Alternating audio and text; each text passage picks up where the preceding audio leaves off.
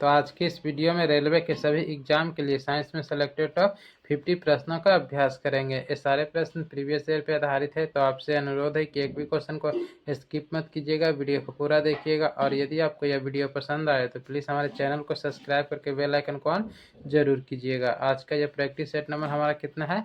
11 है। तो चलिए आज की इस वीडियो को शुरू करते हैं और देखते हैं कि आज का हमारा पहला प्रश्न क्या है। तो आज का हमारा पहला प्रश्न है कि जिप्सम का रासायनिक नाम क्या है। तो करेक्ट आंसर आपको बताना है कि जिप्सम का रासायनिक नाम क्या है। तो कैल्शियम सल्फेट है। ऑप्शन नंबर सी राइट हो जाएगा। अगला प्रश्न हमारा है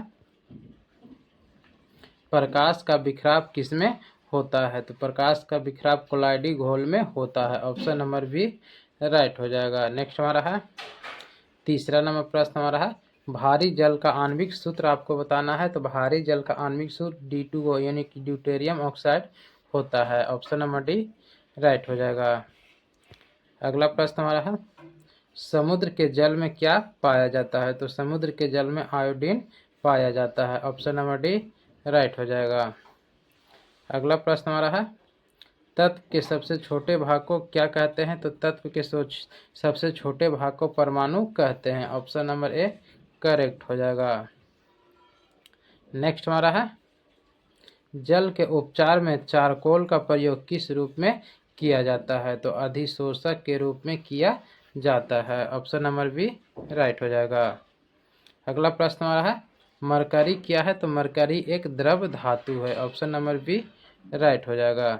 नेक्स्ट हमारा है अगला प्रश्न हमारा है अल्फा और बीटा किरणों की खोज किसने की। करेक्ट आंसर आपको बताना है कि अल्फा और बीटा किरणों की खोज किसने किया है। तो रदरफोर्ड ने किया है। ऑप्शन नंबर सी करेक्ट है। अगला प्रश्न हमारा है एक न्यूट्रॉन पर कौन सा आवेश होता है। तो एक न्यूट्रॉन पर कोई आवेश नहीं होता, यानी कि न्यूट्रॉन उदासीन होता है। ऑप्शन नंबर सी राइट हो जाएगा।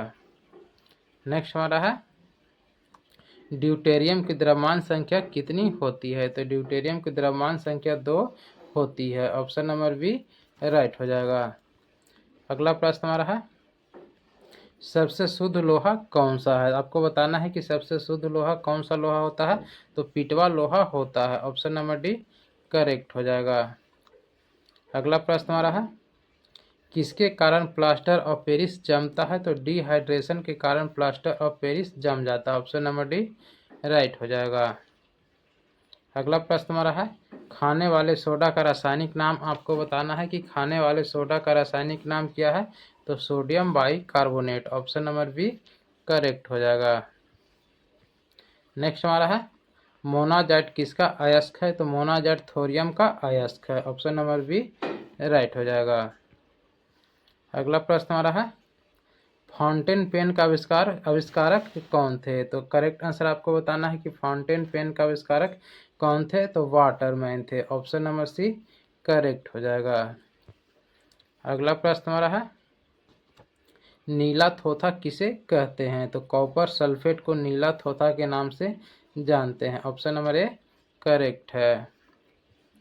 अगला प्रश्न हमारा है ऊंचाई पर खाना देरी से क्यों बनता है। तो करेक्ट आंसर आपको बताना है कि ऊंचाई पर खाना देरी से क्यों बनता है। तो क्योंकि ऊपर जाने पर वायुमंडलीय दाब घट जाता है, यानी कि ऑप्शन नंबर डी करेक्ट हो जाएगा। अगला प्रश्न हमारा है भविष्य का ईंधन किसे कहते हैं। तो हाइड्रोजन को भविष्य का ईंधन कहते हैं। ऑप्शन नंबर बी राइट हो जाएगा। अगला प्रश्न हमारा है अम्ल वह पदार्थ है जो डैश। करेक्ट आंसर आपको बताना है कि अम्ल वह पदार्थ है जो प्रोटॉन देता है। ऑप्शन नंबर सी राइट हो जाएगा। अगला प्रश्न हमारा है विद्युत धारा की इकाई आपको बताना है कि विद्युत धारा की इकाई क्या होता है। तो एम्पियर होता है। ऑप्शन नंबर सी करेक्ट हो जाएगा। अगला प्रश्न हमारा है क्रोमोसोम डैश से बना होता है। तो क्रोमोसोम DNA से बना होता है। ऑप्शन नंबर ए राइट है। नेक्स्ट हमारा है कोशिका में प्रोटीन का संश्लेषण कहाँ होता है। तो कोशिका में प्रोटीन का संश्लेषण राइबोसोम में होता है। ऑप्शन नंबर बी राइट हो जाएगा। नेक्स्ट हमारा है जल का अधिकतम घनत्व होता है। आपको केल्विन में बताना है कि कितना केल्विन पर जल का अधिकतम घनत्व होता है। तो 277 केल्विन पर होता है। ऑप्शन नंबर बी करेक्ट हो जाएगा। अगला प्रश्न हमारा है वास्तविक केंद्रक किसमें अनुपस्थित होता है। तो करेक्ट आंसर आपको बताना है वास्तविक केंद्रक किसमें अनुपस्थित होता है। तो जीवाणुओं में अनुपस्थित होता है। ऑप्शन नंबर ए राइट हो जाएगा। चेचक के टीका की खोज किसने किया था। तो एडवर्ड जेनर ने किया था। ऑप्शन नंबर डी राइट है। अगला प्रश्न हमारा है दुनिया का पहला मानव हृदय प्रत्यारोपण किसने किया था। तो क्रिस्टियानो बर्नार्ड ने किया था। बी करेक्ट हो जाएगा। अगला प्रश्न हमारा है मृदा से संबंधित विज्ञान क्या कहलाता है। तो मृदा से संबंधित विज्ञान को मृदा विज्ञान कहते हैं। ऑप्शन नंबर सी राइट हो जाएगा। नेक्स्ट हमारा है फूलों के अध्ययन को क्या कहते हैं। तो फूलों के अध्ययन को एंथोलॉजी कहते हैं। ऑप्शन नंबर बी करेक्ट है। अगला प्रश्न हमारा है एक समतल दर्पण की वक्रता त्रिज्या होती है। तो एक समतल दर्पण की वक्रता त्रिज्या अनंत होती है। ऑप्शन नंबर सी करेक्ट हो जाएगा। नेक्स्ट हमारा है गन पाउडर किस मिश्रण से बनता है। तो चारकोल सल्फर एवं पोटेशियम नाइट्रेट से बनता है, यानी कि ऑप्शन नंबर सी राइट हो जाएगा। अगला प्रश्न हमारा है प्राकृतिक गैस का मुख्य अवयव है। करेक्ट आंसर आपको बताना है प्राकृतिक गैस का मुख्य अवयव मीथेन है। ऑप्शन नंबर ए करेक्ट है। अगला प्रश्न हमारा है निम्नलिखित में से कौन ईंधन तत्व नहीं है। तो करेक्ट आंसर क्या आ जाएगा 32 नंबर का निम्नलिखित में से कौन ईंधन तत्व नहीं है। तो helium. Option number D right हो जाएगा। अगला प्रश्न हमारा है पेट्रोलियम का शुद्धिकरण किया जाता है। तो प्रभाजी आसवन विधि द्वारा किया जाता है। ऑप्शन नंबर बी करेक्ट हो जाएगा। अगला प्रश्न हमारा है ऊष्मा का एसआई मात्रक आपको बताना है कि ऊष्मा का एसआई मात्रक क्या होता है। तो ऊष्मा का एसआई मात्रक जूल होता है। अगला प्रश्न हमारा है बादलों को वायुमंडल में तैरने का कारण आपको बताना है कि बादलों को वायुमंडल में तैरने का क्या कारण है। तो उनका घनत्व कम होता है जिसके कारण बादल वायुमंडल में तैरते हैं। ऑप्शन नंबर डी राइट है। अगला प्रश्न हमारा है प्रकाश वर्ष किसकी इकाई है। तो दूरी की इकाई है प्रकाश वर्ष। ऑप्शन नंबर ए राइट है। नेक्स्ट हमारा है ओजोन की सांद्रता को किससे मापते हैं। तो डॉप्सन से मापते हैं। ऑप्शन नंबर डी राइट हो जाएगा।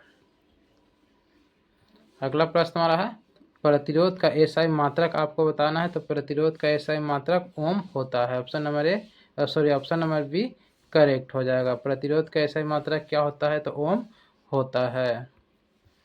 अगला प्रश्न हमारा है ध्वनि का तारतम्य किस पर निर्भर करता है। तो ध्वनि का तारतम्य आवृत्ति पर निर्भर करता है। ऑप्शन नंबर ए राइट हो जाएगा। अगला प्रश्न हमारा है किसी सदिश का परिणाम कभी नहीं हो सकता। आपको बताना है कि किसी सदिश का परिणाम कभी नहीं हो सकता है। तो ऋणात्मक कभी नहीं हो सकता है। ऑप्शन नंबर सी राइट हो जाएगा। नेक्स्ट हमारा है ध्वनि तरंगे गमन नहीं करती है। तो ध्वनि तरंगे किसमें गमन नहीं करती है। तो निर्वात में गमन नहीं करती है। नेक्स्ट हमारा है आपको बताना है दिष्ट धारा की आवृत्ति कितनी होती है। तो दिष्ट धारा की आवृत्ति 0 यानी कि 0 होती है। ऑप्शन नंबर सी राइट है। अगला प्रश्न हमारा है तारे किस कारण टिमटिमाते हैं। तो राइट आंसर क्या आ जाएगा तारे किस कारण टिमटिमाते हैं। तो प्रकाश के अपवर्तन के कारण तारे टिमटिमाते हैं। ऑप्शन नंबर ए राइट हो जाएगा। अगला प्रश्न हमारा है एक माइक्रोन बराबर होता है। आपको बताना है कि 1 माइक्रोन बराबर कितना होता है। तो 0.01 मिलीमीटर होता है। ऑप्शन नंबर डी राइट हो जाएगा। नेक्स्ट हमारा है प्राक कणों का अध्ययन कहलाता है। आपको करेक्ट आंसर बताना है प्राक कणों का अध्ययन को पैलिनोलॉजी कहते हैं। ऑप्शन नंबर बी राइट हो जाएगा। अगला प्रश्न हमारा है एपी कल्चर किससे संबंधित है। तो एपी कल्चर मधुमक्खी पालन से संबंधित है। ऑप्शन नंबर ए राइट हो जाएगा। अगला प्रश्न हमारा है